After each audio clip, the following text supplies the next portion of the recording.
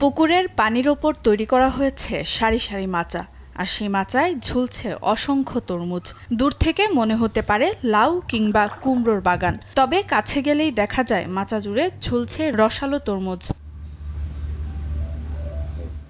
অভিনব এ পদ্ধতিতে তরমুজ চাষের উদ্যোক্তা মাদারীপুরের কালকিনি পৌরসভার ৩ নম্বর ওয়ার্ডের কৃষক তরুণ কান্তি।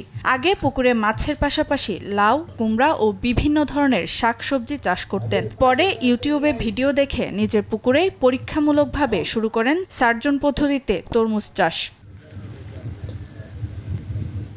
প্রথম বছর খুব একটা লাভ না হলেও অভিজ্ঞতা কাজে লাগিয়ে চলতি মৌসুমে প্রায় ১ বিঘা জুড়ে তরমুজের চাষ করেছেন এ তরুণ। মাত্র ১৫,০০০ টাকা খরচ করে এরই মধ্যে বিক্রি করেছেন প্রায় ৭০,০০০ টাকার তরমুজ। এবছরও আমি তরমুজ চাষ করছি। গত বছর হচ্ছে, এবছর খরচও কম হয়েছে আর লাভটা একটু বেশি হবে। গত বছর হচ্ছে ফলনটাও দ্বিগুণ হয়েছে। কেমিক্যাল মুক্ত ও নিরাপদ খাবারের প্রতি মানুষের আগ্রহ বাড়ায় এই তরমুজের চাহিদাও বাড়ছে। পরিবারের জন্য তরমুজ কিনতে খামারে ভিড় করছেন অনেকেই। এই সিজনে আসলে তরমুজ হয় না। সচরাচর আমরা দেখি যে মাটিতে তরমুজ রয়েছে, ক্ষেতের মধ্যে তরমুজ রয়েছে, কিন্তু এখানে সবচাইতে ভালো লাগার বিষয় হচ্ছে যে পানির উপরে তরমুজ ঝুলছে। এই বিষয়টা অনেকের কাছে নতুন এবং আকর্ষণীয় লাগে বিদায় কিন্তু এখানে দর্শনার্থীরা আসে। আমি মূলত পুকুরের সাথে মাছের সাথে আমি মুরগির সমন্বিত চাষ করি, কিন্তু এখানে এসে যেটা দেখলাম যে পুকুরে মাছের সাথে সে কৃষি চাষ করছে।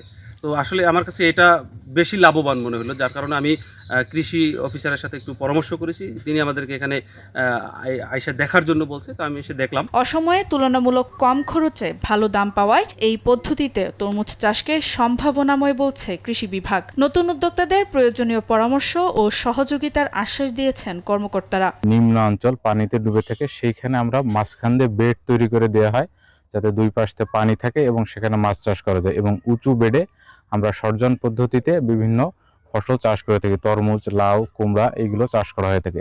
কোনো কৃষক যদি আগ্রহী থাকে তাহলে আমরা উপজেলা কৃষি অফিসের পক্ষ থেকে তাকে প্রয়োজনীয় প্রশিক্ষণ এবং বীজ সরবরাহ করে থাকি। চাকরির পেছনে না ছুটে কৃষিকাজকে পেশা হিসেবে বেছে নিয়ে সফল হচ্ছেন অনেক শিক্ষিত তরুণ। মাছ, সবজি আর ফলের খামারে তার এ সাফল্য হতে পারে বেকার তরুণদের জন্য অনুপ্রেরণা।